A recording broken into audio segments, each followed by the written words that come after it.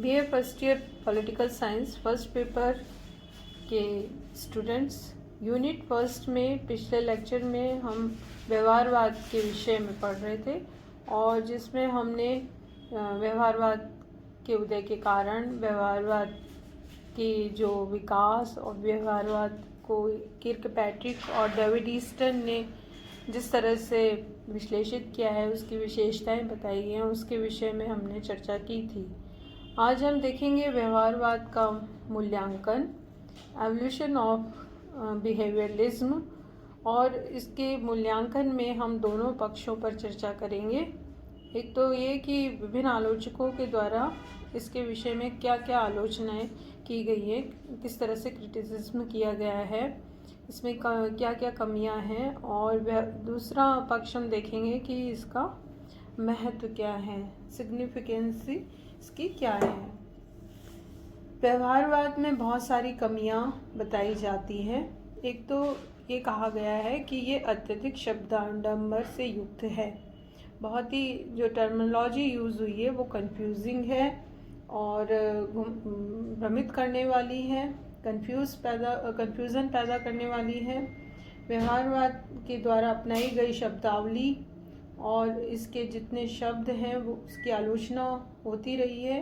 विचारकों ने ये माना है कि इसमें बहुत ही भारी भरकम शब्दावली यूज़ की गई है और इसके द्वारा कोई ख़ास जो परिणाम है वो नहीं निकलते।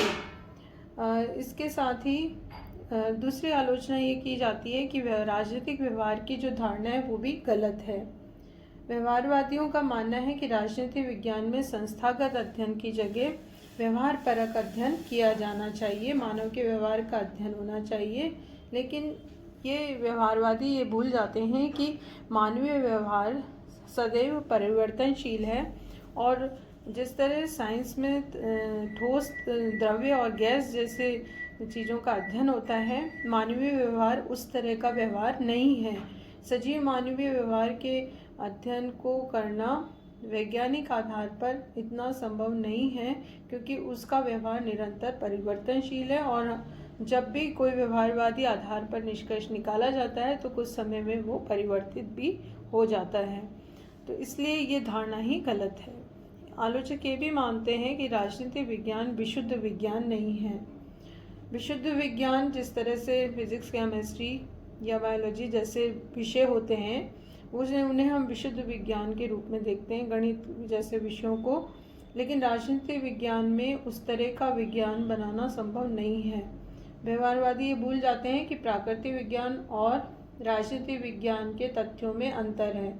राजनीति विज्ञान के तथ्य प्राकृतिक जो विशुद्ध विज्ञान है, प्योर साइंसेज हैं, उनकी तुलना में बहुत अधिक ही इसके तथ्य जटिल भी हैं और परिवर्तनशील भी हैं और इनका न तो मापन करना, मेजरमेंट संभव है और न ही वेरिफिकेशन करना संभव है, सत्यापन करना भी मुश्किल है। इसलिए इसको हम विशुद्ध विज्ञान भी नहीं मान सकते। पद्धतियों पर अत्यधिक बल देता है व्यवहारवादी अध्ययन। व्यवहारवादियों ने तथ्य आंकड़े एकत्र करने के लिए इतने अधिक पद्धतियों पर जोर दिया है कि जो मूल लक्ष्य है राजनीति विज्ञान के अध्ययन का, उससे वो भटक जाते हैं और दूर हो जाते हैं। राजनीतिक घटनाओं और समस्याओं के आंतरिक तत्वों का साक्षात्कार और प्रश्नावली की पद्धतियों से पता नहीं लगाया जा सकता। राजनीति के अंतःस्थल को सत्यापन करना बहुत ही असंभव है। मूल्य निरपेक्षता भी संभव नहीं है, जैसा कि इस पर जोर दिया है व्यवहारवादियों ने, खासकर डेविड ईस्टन ने। व्यवहारवादी मूल्य निरपेक्षता में अत्यधिक विश्वास करते हैं जबकि मूल्य निरपेक्षता असंभव है। अनुसंधानकर्ता के व्यक्तिगत मूल्य कहीं ना कहीं निष्कर्ष के समय आ ही जाते हैं और उसको प्रभावित करते हैं। जब कोई शोधकर्ता अपना शोध प्रारंभ करना चाहता है तो शोध संबंधी विषय के चुनाव में भी उसके मूल्य शामिल होते हैं। उसके हित, उसकी जिज्ञासाएं उससे प्रभावित करती हैं। इसलिए मूल्यों को बिल्कुल परे करके अध्ययन करना हमारे विषय के लिए पॉसिबल नहीं है। अत्यधिक खर्चीली पद्धतियाँ हैं जो व्यवहारवादी पद्धतियाँ हैं। व्यवहारवादी शोध पद्धतियों में खर्चा अधिक है और हर व्यक्ति के क्षेत्र में ये संभव नहीं है, उसकी सक्षम नहीं है कि वो इतना खर्चे के आधार पर अध्ययन कर सके। अमेरिका में ये संभव है, वहाँ करोड़ों डॉलर खर्च इस पर होते हैं, सर्वे होते हैं, आंकड़े एकत्र किए जाते हैं और विश्लेषण किया जाता है और विभिन्न आधुनिक पद्धतियों का प्रयोग किया जाता है, क्योंकि वो एक विकसित देश है। लेकिन हर देश के राजनीतिक विचारकों, वैज्ञानिकों के द्वारा इस तरह की खर्चीली पद्धतियों के आधार पर अध्ययन करना संभव नहीं है। इसके साथ ही एक आलोचना ये की जाती है कि अन्य पद्धतियों के महत्व को इसने नकारा है, क्योंकि व्यवहारवादी आधुनिक अध्ययन पद्धतियों पर, वैज्ञानिक अध्ययन पद्धतियों पर अधिक जोर देते हैं। इसलिए उन्होंने जो परंपरागत दृष्टिकोण पर आधारित पद्धतियां थीं उनको बिल्कुल ही इग्नोर कर दिया है।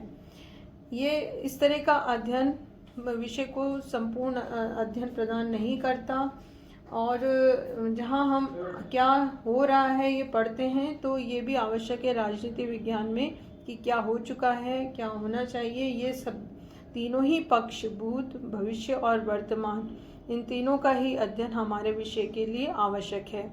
इसलिए अन्य पद्धतियों का भी उतना ही महत्व है जितना कि व्यवहारपरक या वैज्ञानिक पद्धतियों का। लेकिन व्यवहारवादी उन अध्ययन पद्धतियों को नकारते हैं, इसलिए इसकी आलोचना की जाती है। फिर सूक्ष्म अध्ययन के निष्कर्षों को बृहद स्तर पर लागू करना भी गलत है।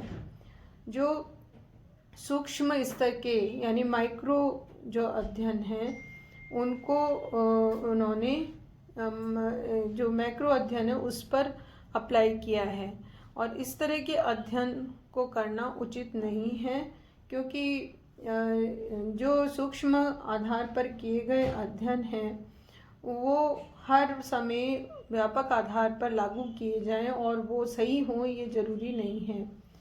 अगर मतदान व्यवहार का अध्ययन हम एक पूरे राज्य के लिए कर रहे हैं, प्रदेश के लिए कर रहे हैं और केवल हम उसमें 1000 लोगों के अध्ययन करके और पूरे राज्य के ऊपर उस अध्ययन को लागू करते हैं तो ये करना गलत होगा, क्योंकि ये निष्कर्ष गलत भी हो सकता है। एक गांव के थोड़े से मतदाताओं के व्यवहार और विचारों का अध्ययन करके निकाले गए निष्कर्ष संपूर्ण सामाजिक या समाज पर लागू करना वैज्ञानिक नहीं माना जा सकता। इसलिए इस तरह के जो सैंपल मेथड जो हम यूज़ करते हैं नवीन अध्ययन पद्धतियों में वो भी कई बार अप्रासंगिक हो जाती हैं। इसके साथ ही एक आलोचना ये की जाती है कि नीति निर्धारण के परिप्रेक्ष्य में भी ये उचित नहीं है। व्यवहारवाद के निष्कर्षों को, कंक्लूजन्स को नीति निर्माण या पॉलिसी मेकिंग के अंतर्गत भी नहीं रखा जा सकता। नीति निर्माण में कई तत्व योगदान देते हैं, केवल तथ्य नहीं होते, उनमें नैतिक तत्व भी होते हैं, राजनीति भी होती है और अन्य तथ्यों के आधार पर भी नीति निर्माण किया जाता है। तो इसलिए ये केवल व्यवहारवाद के आधार पर नीति निर्धारण हो ये कोई आवश्यक नहीं है। फिर आलोचना ये भी होती है कि संख्यात्मक पद्धति से मानवीय स्वभाव का मापन संभव नहीं है। जो सांख्यिकीय पद्धतियां हैं, संख्यात्मक दृष्टि से जो अध्ययन किया जाता है उसके द्वारा मानवीय स्वभाव के गुणात्मक पहलुओं का अध्ययन ये करना चाहता है व्यवहारवाद। और मानवीय स्वभाव इतना जटिल है कि उसके अंतर्मन की गहराइयों, उसकी जटिलताओं, उसकी सूक्ष्मताओं को इस तरह से मापन करके अध्ययन नहीं हो सकता। मनुष्य की मनोवृत्तियों और प्रेरक कारणों का सच्चा ज्ञान केवल प्रश्नावली के द्वारा हल नहीं किया जा सकता। इसलिए ये विभिन्न बिंदुओं के आधार पर हम देख सकते हैं कि विभिन्न विचारक व्यवहारवाद की आलोचना करते हैं, इसमें बहुत सी कमियों को उजागर करते हैं। लेकिन दूसरा पक्ष यदि हम देखें तो व्यवहारवाद का अत्यधिक महत्व भी है, क्योंकि राजनीति विज्ञान को एक नया रूप व्यवहारवादी उपागम ने प्रदान किया। इसके द्वारा राजनीति विज्ञान को एक वैज्ञानिकता प्रदान की और नवीन अनुसंधान के जो नए क्षेत्र हैं वो इसके द्वारा खुले। इसके द्वारा अध्ययन यथार्थपरक बना। पहले जो अध्ययन हो रहा था वो केवल संस्थाओं तक सीमित था, औपचारिक अध्ययन था। केवल पॉलिटिकल इंस्टीट्यूशंस का ही अध्ययन किया जा रहा था, स्टेट या गवर्नमेंट जैसी संस्थाओं का, और वो केवल फॉर्मल स्टडी था।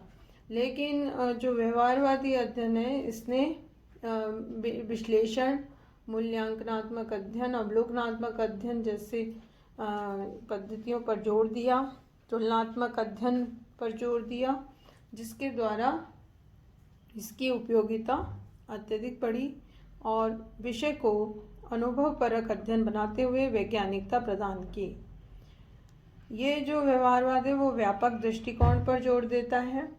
इसके द्वारा राजनीतिक विज्ञान को नए मूल्य मिले, नई भाषा, नई पद्धतियाँ प्राप्त हुई, नई दिशाएं मिली, और इसके आधार पर राजनीतिक विज्ञान न केवल राजनीति से संबंधित बल्कि समाज के अन्य पक्षों को भी जोड़ के अध्ययन करने लगा, जिसे अंतर अनुशासनात्मक अध्ययन कहा जाता है।